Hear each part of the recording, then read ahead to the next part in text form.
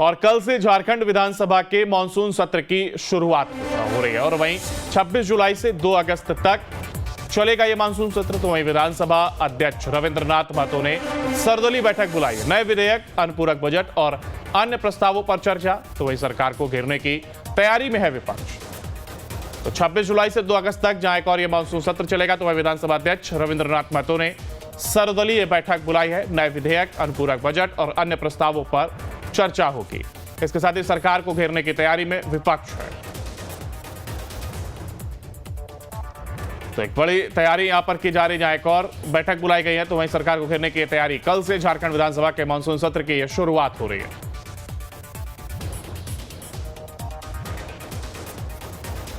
और ज्यादा जानकारी के लिए हमारे साथ हमारे संवाददाता राजेश तोमर हमारे साथ जुड़ गए। राजेश, देखिए, एक तरफ जहां घेरने की तैयारी और इसको लेकर के सर्वदलीय बैठक, तो वहीं अनुपूरक बजट, तमाम तैयारियों में कह सकते हैं कि जुटा जा रहा है।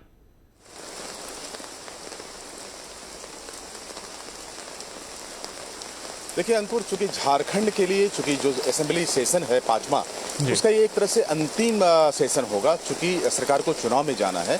और ये जो मानसून सेशन है, इस सेशन में 6 दिन का सेशन है।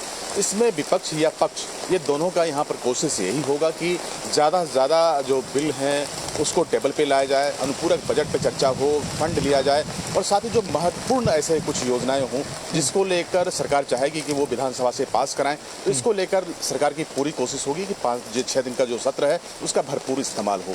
वहीं विपक्ष की तरफ से अगर आप देखें तो विपक्ष के लिए आज 2 मुद्दा सबसे बड़ा है। बांग्लादेशी घुसपैठ का मुद्दा है, जिस पर सरकार को वो घेरने की कोशिश करेगी। और साथ ही चूंकि कल ही चुनाव आयोग को एक ज्ञापन सौंपा गया था और कहा गया था कि भारी पैमाने पर मतदाता सूची में गड़बड़ी हुई है, उसको लेकर ये मुद्दा बना सकती है। डेमोग्राफी से जुड़ा मामला है। संथाल के इलाके में साहबगंज का इलाका, जो बढ़वा का इलाका है, साथ ही जो पाकुड़ का इलाका है, उन इलाकों में जो अवैध घुसपैठ हुए हैं, जिसकी वजह से मतदाता सूची में एकाएक बहुत सारे इजाफा ही देखे जा रहे हैं, उसको लेकर भी विपक्ष सरकार को घेरेगी।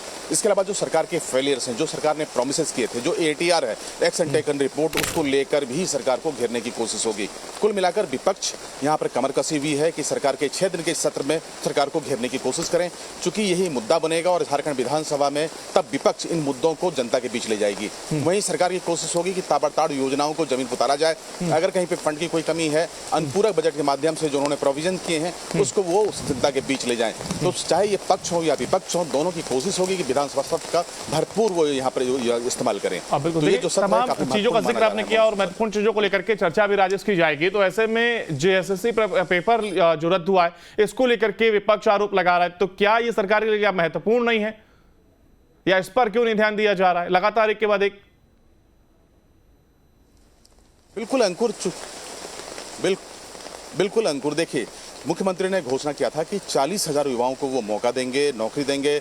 और जिस तरह से JSSC, जो कि झारखंड स्टाफ सिलेक्शन कमीशन है झारखंड का, उन्होंने एग्जाम को स्थगित किया है। ये कंबाइंड एग्जाम था जिसमें कि 10th पास बच्चों को इसमें मौका मिलता, अपरिहार कारणों से इसको रद्द किया गया है। तो जाहिर है कि मुख्यमंत्री के मंसूबे पर एक तरह से पानी फिरा है। साथ ही जो आचार्य के प्रतियोगी परीक्षा था, उसको लेकर कल आज दूसरे पाली का एग्जाम था, दूसरे पेपर का एग्जाम था, उसको स्थगित कर दिया गया।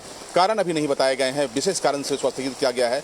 तो कुल मिलाकर जो मुख्यमंत्री जिस तरह से प्रोमिसेस कर रहे हैं, जिस तरह से वो वादा कर रहे हैं, और JSSC जिस तरह से फेल हो रही है, तो जाहिर है कि विपक्ष के लिए एक बड़ा मुद्दा होगा। क्योंकि जो सरकार सपने दिखा रही है युवाओं को रोजगार को लेकर, उसको लेकर विपक्ष घेरने की कोशिश करेगी। JSSC एक महत्वपूर्ण इकाई है राज्य सरकार की, वो परीक्षाएं आयोजित करती हैं। अगर वो एग्जाम लेने में फेल होती हैं तो जाहिर है कि उसके जो परिणाम है वो सरकार को भुगतना पड़ सकता है। देखिए, एग्जाम कल की तारीख में भले इसको आयोजित किया जाए, लेकिन अगर ये परीक्षा स्थगित हुई है तो विपक्ष के लिए कम से कम एक मुद्दा जरूर बन गया है। तो कुल मिलाकर ये सरकार के लिए दृष्टिकोण से एक अच्छा संकेत नहीं है। अंकुर।